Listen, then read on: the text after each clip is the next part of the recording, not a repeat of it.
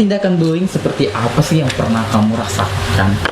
Kalau dari saya yang kayak cerita tadi, lebih banyak ke verbal dan aksi dalam diam, kayak tiba-tiba didiemin gitu, tiba-tiba kayak berjarak, nggak diajak kemana-mana, yang tadinya deket, tiba-tiba kayak terpudar gitu, koneksi di antara kita, lama-lama ya udah nggak, kayak lost kontak gitu. Tapi yang paling parah emang sih waktu kalau verbal, karena mending dipukul gitu, karena istilahnya sakitnya akan hilang kalau dipukul. Tapi kalau kata-kata tuh kayak masih sampai sekarang membekas, nggak dilupa, dan kadang kalau tiba-tiba ingat gitu bikin patah semangat gitu. Kalau Kak Lisa sendiri bagaimana tuh bentuk bully yang Kak Lisa dapatkan? Kalau saya sih Kak, bullying banyak jenisnya kan Kak. Kalau bullying verbal, betul tadi yang dibilang Kak Dea, lebih sakit sih daripada bullying fisik. Tapi ada bullying fisik yang menurut saya lebih membekas sih, sama seperti ceritanya Kak Irwan tadi sebelumnya. Bullying fisik yang hampir masuk ke, sebenarnya sudah masuk di sexual harassment sih. Pernah mendapatkan kayak kasus bullying seksual waktu kecil, ya namanya anak kecil nggak tahu itu termasuk bullying atau tidak. Sering juga kalau di jalan nih, catcalling, anak-anak muda, cewek cantik padahal pakai kudung. Biasa kan kadang nih kita kayak begini Kak, istilahnya kalau di orang-orang lain itu biasa bilangnya, wih mungkin seksi pakaianmu, jadi dikasih begitu. Mungkin kau memang yang goda-godai, jadi dikasih begitu kok. Sebenarnya tidak ada. Dan orang catcalling itu kayak gimana ya?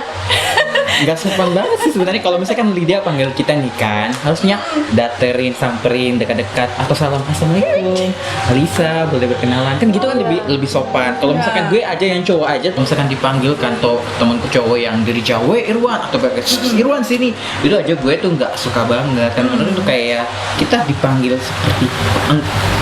seperti nggak sopan gitu kan. Maksudnya kalau datang lo samperin, panggil Irwan, lo kemana gitu kan, itu lebih bagus. Kalau Twitter itu kayak nggak nyaman menurut aku sih. Kalau aku pribadi tuh nggak nyaman. Nah kalau untuk tindakan bully, yang pertama tadi aku juga seperti itu ya, dibilang kayak itu sering di catcalling, bahkan aku juga mendapatkan kekerasan fisik, dipukulin sama teman, bahkan dalam pertemanan, bahkan kekerasan verbal juga atau bullying verbal juga sering aku dapatkan. Misalkan tadi bilang, oh kamu itu nggak bisa selesaiin kuliah karena orang tuamu tuh nggak sanggup, kamu tuh cuma mentok di itu aja. Tapi dari situ aku nggak peduli sih apa yang dibilang mereka ya, tapi aku bisa selesai sampai kembali ke Makassar. Dan memang pada saat itu tuh perjalanan sering dikata-katai lah, apalah, itu tuh menyakitkan banget dan nggak enak dirasakan. Dan aku juga sempat cerita juga kan, waktu aku pernah dilecehkan sama teman aku dulu, dimana dia membenturkan alat kelaminnya itu ke tubuh aku. Itu kayak aku tuh kayak nggak suka banget di situ, sampai benci banget orang itu tuh, dan dendam rasa dendam tuh ada. Tapi ya gitulah, namanya kita udah sekarang ya, jadi hal-hal itu harus dilupakan, berusaha untuk melupakan. Bisa. Oke, pertanyaan selanjutnya, bagaimana perasaan kalian saat mengalami tindak bully? Apakah kalian merasakannya hingga sekarang nih? Saya dulu. Alisa. Kalau perasaan sih Kak, gimana ya mengalami tindakan bullying? Waktu kecil itu merasa kayak namanya anak kecil, diejek kan, secara tidak langsung itu namanya kalimat pengejekan. Diejek, dikucilkan, bahkan pernah mungkin saya dijambak, kegep sama kakak senior. Aduh, itu perasaannya saya campur aduk. Kadang perasaan marah sama orang, marah sama diri sendiri. Karena kayak gimana ya Kak? Marahnya itu karena kayak begini. Apa sih? Saya begini Kak, saya kok dong. Kenapa malah saya dibilang-bilangin begitu? Istilahnya tidak mau jeki juga kayak begini. Kenapa kamu kasih bilang-bilangnya kayak begitu? istilahnya kayak sesuatu yang memang fakta dari kita kan Kak, istilahnya fakta tapi memang kita tahu istilahnya kayak fakta itu memang jangan Mi kasihan diperjelas, digaris bawahi, Di highlight. di highlight. Sudah tahu Mi, kita sadar Ji, tapi jangan diperjelas lagi karena itu bikin sakit hati Ji. Bahkan kadang ada perasaan mau bunuh diri atau nggak usah ada di sini deh kalau begitu, karena dibenci semua aja, dikucilkan aja, dijauhi aja. Apakah guna aku tidak usah pada saya ada di sini? Istilahnya kayak gitu. Perasaan-perasaan seperti itu kadang menghantui. Jadi untuk perasaan saat dibully, 1 marah, 2 sedih, 3 sakit hati, 4 ada perasaan pengen mengakhiri hidup. Istilahnya ngapain sih kita ada di sini, dibully Jeki, tidak diharapkan Jeki, dihina-hina, kayak istilahnya kita ada salah, kita tidak ada pun semakin salah, kayak aduh serba salah dan aduh mending nggak usah media ada di sini daripada dapat Jeki sakit hati dan buat orang juga jengkel sama kita, kayak begitulah Kak, perasaan bunuh diri dan bahkan marahnya itu bukan marah ke diri sendiri juga, tapi ke orang lain yang membuli. Kayak perasaan pengen balas dendam. Astagfirullahaladzim. Tapi memang loh, saking sakit hatinya. Gimana sih kalau Kak Irwan dan Kak Dea sendiri perasaannya? Kalau aku sendiri sakit hati, marah iya, kecewa juga iya. Pernah gue dalam hati ketika dibully parah gitu kan, sampai gue dimaki-maki sama teman, gue dalam hati bilang pengen lu, gue bilang lo harus mati deh kayaknya. Bahkan kadang juga gue balik, gue seperti kayak tidak dianggap gitu loh sama teman-teman gue atau sama keluarga gue sendiri. Dan kadang gue berpikir itu yang kadang buat gue jadi depresi, sehingga kayak ada cenderung untuk bunuh diri. Itu yang kadang membuat gue pikiran gue terganggu. Gara-gara itu kayak ada rasa kenapa sih gue hidup di sini tuh kayak tidak ada yang mau jadi teman, kayak merasa kesepian. Saat itu ketika sering dibully seperti itu. Trauma sih iya, kurang percaya diri sih iya, dan takut itu banyak. Makanya kenapa kalau pergi sekolah itu tuh jadi nggak nyaman banget. Iya betul sekali. Jadi nggak nyaman. Gue mau minta tolong sama guru gue juga tidak ada perlindungan sama sekali waktu gue zaman SD. Kalau gue mau lapor orang tua juga takut orang tua ngamuk, jadi nggak baik. Jadi gue juga kasihan kan sama orang. Itu yang kadang gue sendiri yang tersiksa ketika gue dibully gitu loh. Dan gue tipikal orang yang tertutup banget dan kurang ekspresif, dan gue nggak pernah ceritain kalau gue dibully ini begitu. Cuman yang waktu saat itu ya, yang buku gue dirobek itu gue ceritain sama mama gue, dan itu udah trauma untuk lapor lagi karena takut orang tuh kalau udah ngamuk tuh parah. Ternyata tidak ditahu, mama datang ngamuk orang, anak orang lagi say. Dia tahu anaknya dikasih gitu ya marah lah. Itu juga kayak enak banget. Tapi kalau Kak Dea gimana? Sudah mewakili sekali sih, yang pasti ada menimbulkan perasaan negatif. Siapa sih yang senang? Betul banget guys. Siapa yang senang dibully? Tidak ada tuh, kayak pasti jelas Kak. kita kayak orang mau kita untuk merasakan kesedihan, kehampaan gitu, kena kayak ya gitu mungkin nggak ada bagus-bagusnya lah, nggak ada perasaan menyenangkannya. Cuman mungkin selama proses itu bisa jadi dorongan buat kita untuk menjadi a better person gitu. Ya, betul. Dan seperti yang dibilang Kak Irwan tadi, kalau soal mau lapor orang tua itu udahlah, kalau saya saja yang terlibat, karena kalau udah melibatkan orang tua lagi mereka juga bakalan sedih. Jadi cukup saya aja gitu. Lain lagi ceritanya kalau sudah melibatkan orang tua. Itu yang ditakutkan, jadi malah konflik kan. Iya. Kadang anak sama anak yang bermasalah, orang tua Ikut campur, tambah chaos. Iya. Tapi kalau menurut kalian sih apa sih faktor yang mendorong pelaku itu melakukan tindakan bully, dan kenapa sih hal itu terjadi ya? Kenapa sih? Mereka kalau waktu saya kayaknya mereka iri begitu. Iri karena saya seolah merebut posisi yang selama ini mereka punya, kayak perhatian guru, terus Anak pindahan kan? iya, spotlight. Spotlight. Kayak mereka nggak suka aja, mereka kayak nggak suka iri, ya gitu. Jadi apa harus ada yang mereka lakukan untuk melampiaskan keirian mereka gitu. Salah satu caranya ya dengan bully. Iya, membuli orang. Waduh. Orang itu harus saya kasih nggak nyaman hidupnya gitu, karena kau sudah merebut tempatku gitu. Kayak soalnya mereka tuh ngomong kayak begitu gitu loh. Itu lebih ke apa sih, prestasi kah atau gimana? Apakah mungkin temanmu yang bully kamu ini dia awalnya punya prestasi tapi karena muncul kamu akhirnya dia merasa tersaingi? Tersaingi, waduh, saingan Iya. baru. Harusnya kan seneng gitu ya, terdorong ada orang baru nih, terdorong untuk semangat untuk bersaing dong, bukan malah menjatuhkan gitu dengan cara yang buruk. Dengan membuli.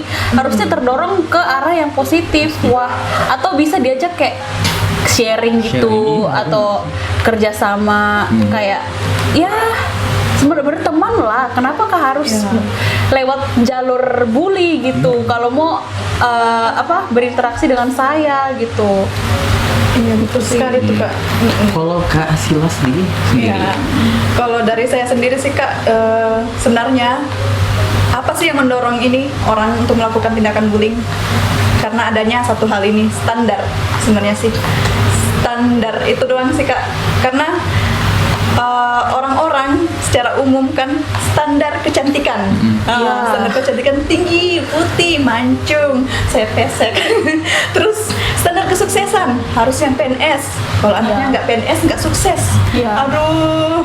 Terus standar ini loh Kak juga kalau di jurusan, yang jurusan kedokteran itu yang paling mantap Pasti sekali. yang paling bagus, paling pintar, paling idaman. Paling elit ya, dibangga-banggakan ya. Orang juga biasa kok dibilang tuh anak kedokteran itu rata-rata orang-orang mampu, punya mobil gitu yang saya dengar. Betul Kak. Bahkan misalnya kalau kita pilih jurusan yang lain, jurusan apa itu baik pilih? Tidak ada masa depannya deh. Ya kadang juga menganggur, kita ada pekerjaan gitu, daya serapnya kurang. Ya itu juga karena adanya standar ini Kak. Ya, standar. Jadi kayak mendorong orang-orang kalau misalnya tidak sesuai dengan standar yang mereka pahami secara umum, makanya mereka kayak membuli gitu. Kalau misalnya nih, dia ngelihat saya atau Kak Dea, wah kan standar wanita cantik kan mancung hidungnya, Mancung loh, putih. kok kamu hidungmu pesek? Kamu jelek loh, kamu nggak cantik karena standar wanita Indonesia itu cantik itu mancung. Nah, enggak begitu. Itu sih sebenarnya sih Kak, karena adanya standar dan masa lalu. Masa lalu. Kalau aku sendiri sih memang sepakat banget nih dari Kak Dea sama Kak Alisa ya. Pertama standar kecantikan, kemudian kelebihan dan kekurangan seseorang itu bahkan dijadikan suatu pembanding bagi mereka, mana yang lebih baik, mana yang lebih buruk, sehingga mereka mudah seenaknya melakukan bully ke kita. Kalau aku tuh sih lihat dari pengalaman masa lalu. Kenapa bisa adanya pelaku bully? Karena yang pertama dari lingkungan keluarganya. Ketika dia melihat orang tuanya ya, misalkan ayah ibunya kah, kakek neneknya kah, paman sama bibinya kah bertengkar, justru hal apa yang dia lihat itu mempengaruhi dia ketika dia berinteraksi dengan orang lain. Kadang dia juga mendapatkan perlakuan kekerasan sehingga dia melakukan sama, dia lampiaskan kepada orang lain, istilahnya dendam, bukan ke orang yang melakukan bully kepada dia, tapi ke orang lain yang tidak ada salah sama dia. Karena kan aku juga dulu kan suka menyendiri gitu, jadi tuh kayak orang-orang yang suka menyendiri itu sering jadi korban bully, dan itu fakta. Karena kan kita duduk sendiri nih, apa sendiri, jadi kita sering dipojokkan sama orang-orang yang memang mereka akhirnya kita dibully, dipukuli dan lain sebagainya. Selain itu juga itu adalah egosentris. Kenapa? Kalau budaya kita ya, karena gue tahu pernah baca satu buku bahwa budaya kita itu budaya yang masculinity, budaya yang perkasa banget. Jadi itu melihat sisi bahwa kita tuh yang paling dominan. Ketika merasa diri paling dominan, kita egosentris dan kita hanya mementingkan diri kita sendiri, tapi tidak pernah menghargai atau mementingkan orang lain juga. Setidaknya diri kita dan orang lain juga perlu dihargai, perlu juga dipentingkan karena kita memanusiakan manusia. Terus comparison tadi udah ya, kayak perbandingan dan lain sebagainya, itu yang kadang satu hal yang menjadi budaya. Ketika orang menertawakan kita saat kita berbicara di depan banyak orang, ketika kita salah mengucapkan kata-kata, orang menertawakan, bukan malah dia diam atau setidaknya dia mau menyemangati gitu loh kan. Tapi tidak, budaya kita yang suka menceritakan kembali di belakang itu kadang membuat mental kita jadi drop, kita menjadi kurang percaya diri ketika kita pengen ngelakuinnya lagi, takut salah. Aku salah lagi. Karena tadi kayak Dea sempat ceritakan kalau Dea itu punya potensi dan prestasi, tapi masih ada juga teman-teman yang tidak nyaman dengan dia.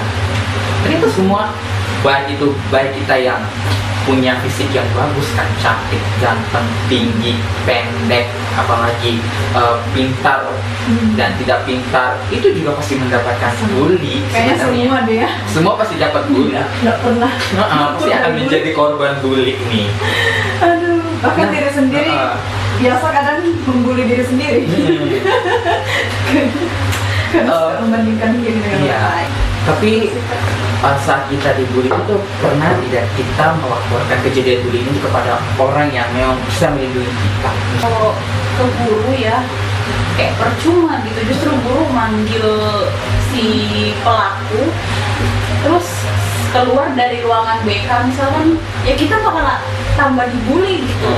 Jadi kayak kembali ke kandang singa lagi gitu, jadi kayak ya udahlah jamin lagi.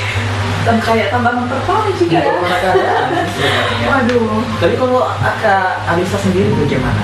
Kalau dari saya sendiri sih melaporkan, kadang berpikir sih Kak, sama kayak Kak Irwan dan Kak Dea, kalau berpikir istilahnya mau melaporkan takut membuat orang tua sedih, padahal satu sisi support sistemnya kita itu orang tua gitu. Kadang ini saya mau cerita deh sama mama, kan mama paling support system paling besar. Tapi jangan deh, nanti sedih, kepikiran lagi, sakit lagi. Jadi kadang dipendam di diri sendiri. Terus pernah cerita ke guru, ngelapor, tidak apa-apa Ji, itu nak temannya main-main Ji, itu kenapa seperti itu, sebentar baik Ji lagi. Besoknya memang kita baik kan, tapi ya begitulah, biasa kadang guru bilang tuh baik kan juga kok, main-main juga kok, masih sama-sama juga, gak apa-apa dikenalin, gak apa-apa di main-main di temanmu, biasalah. Jadi kayak jadi bully seperti itu biasa ya, biasa. Jadi kayak oh my god, biar dipalek deh, biarin aja, saya pendem sendiri daripada dilaporin, gak ada yang ngerti, gak ada yang paham, malah disalahkan, malah tidak dibela, malah diwajarkan tindakan bully itu. Jadi kayak sudah nggak bisa ngelakuin lagi. Iya sih, sama gue juga sih.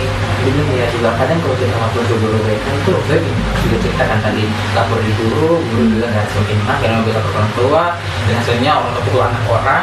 Ketika gue lapor di guru BK juga, yang ada bukan disampaikan dengan cara yang baik-baik supaya menyadarkan, tapi malah cuma dikasih hukuman sama disuruh berlutut itu aja. Justru ketika guru BK menyampaikan itu atau guru hanya memberikan sanksi seperti itu, justru malah si pelaku ini malah dengan kita lagi. Kita dibully lagi. Kan dia berpikir ketika saya pukul dia pasti saya disuruh, paling saya disuruh apa berlutut atau bersihin atau apa. Nggak ada efek jerah. Tidak ada efek jerahnya. Jadi itu kadang guru BK juga tidak memberikan solusi yang baik. Tapi kalau untuk sampai ke aparat keamanan atau polisi itu saya belum pernah ya. Saya juga belum Pernah. Karena saat itu tidak mengerti yang seperti itu bagaimana laporannya.